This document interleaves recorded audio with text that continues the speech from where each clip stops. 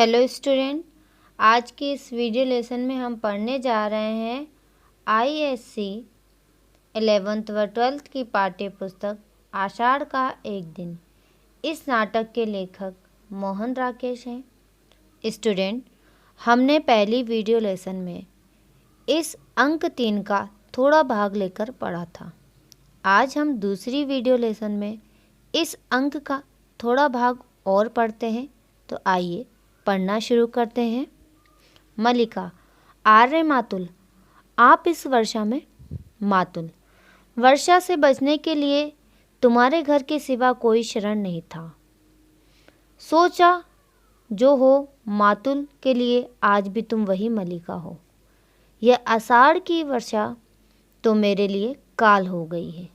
पहले जब 2 पैरों पर चल लेता था तो मैंने कभी भारी से भारी वर्षा की चिंता नहीं की, परंतु अब यह स्थिति है कि बैसाखी आगे रखता हूँ तो पैर पीछे फिसल जाते हैं और पैर आगे रखता हूँ तो बैसाखी पीछे फिसल जाती। यह जानता हूँ कि राजप्रसाद अर्थात राजमहल में रहकर पाँव तोड़ बैठूंगा तो कभी गांव छोड़कर नहीं जाता। अब पीछे से मेरे घर भी उन लोगों ने ऐसे कर दिए हैं कि कहीं पेट टिकते ही नहीं। इस चिकने शिलाखंड से तो वह मिट्टी ही अच्छी थी जो पैर को पकड़ी रहती थी। मैं तो अब घर में रहते हुए बेघर हो गया हूँ। न बाहर रहते बनता है न अंदर।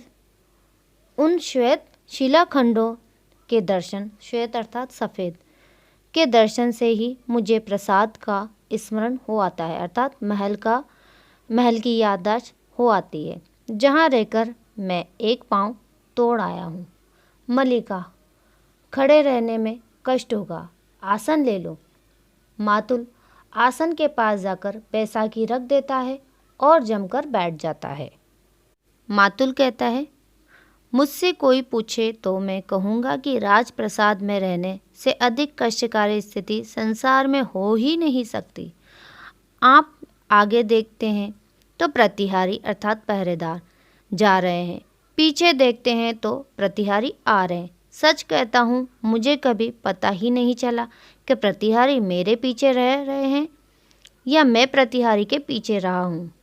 और इससे भी अधिक कष्ट स्थिति ये थी, जिन व्यक्तियों को देखकर मेरा आदर से सिर झुकने को मन करता था वह मेरे सामने सिर झुका देते, मेरे सामने हाथ से अपनी ओर संकेत करते हुए। बताओ मातुल में ऐसा क्या है जिसके आगे कोई सिर झुकाएगा? मातुल न देवी है न देवता है, न पंडित है न राजा है, तो फिर क्या कोई सिर झुकाकर मातुल की वंदना करे? परंतु नहीं, लोग मातुल की तो क्या, मातुल के शरीर से उतरे वस्त्र तक की वंदना करने को प्रस्तुत थे।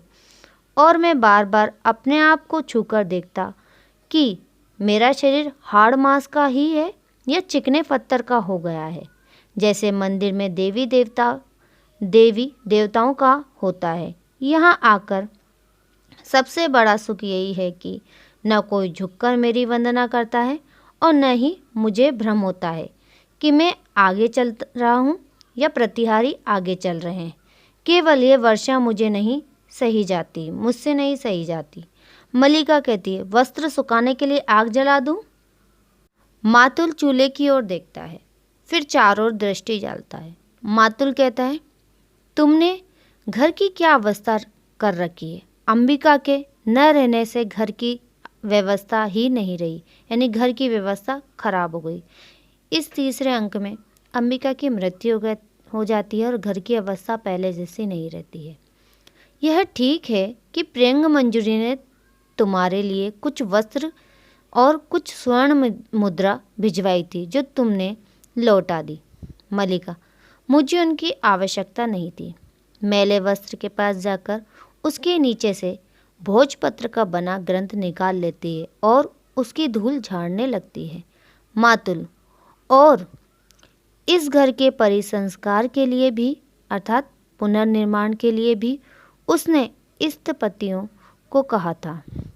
मलिका, मैंने किसी परिसंस्कार की आवश्यकता नहीं समझी। ग्रंथ रखने के लिए इधर उधर स्थान देखती है, फिर उसे मातुल के पास आसन पर रख देती है।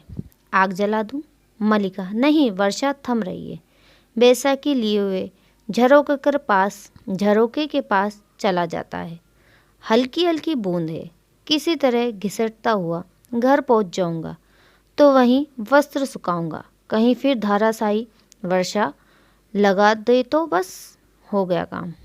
झरोके से हटकर मलिका के पास आ जाता है। तुमने कश्मीर का कुछ समाचार सुना? मलिका गंभीर और स्थिर दृष्टि से उसकी ओर देखती है।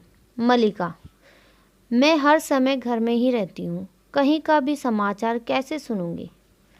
मातुल, मैंने सुना है, विश्वास नहीं होता, परंतु होता भी है। राजनीतिक में कुछ भी असंभव नहीं है। जितना संभव है कि ऐसा ना हो, उतना ही असंभव है कि ऐसा हो। और यह भी संभव है कि जो हो वह ना हो।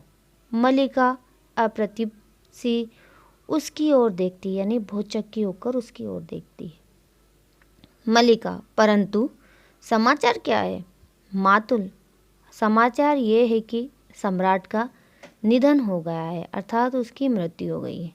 कश्मीर में विद्रोही शक्ति ने सिर उठा लिया है। वहीं से आए एक आहत सैनिक ने, यानी घायल सैनिक ने कहा है कि कालिदास ने कश्मीर छोड़ दिया है। मलिका, उन्होंने कश्मीर छोड़ दिया है? वैसे ही भौचक्की सी आसन पर बैठ जाती है। और अब पुनः उज्जैनी चले गए हैं।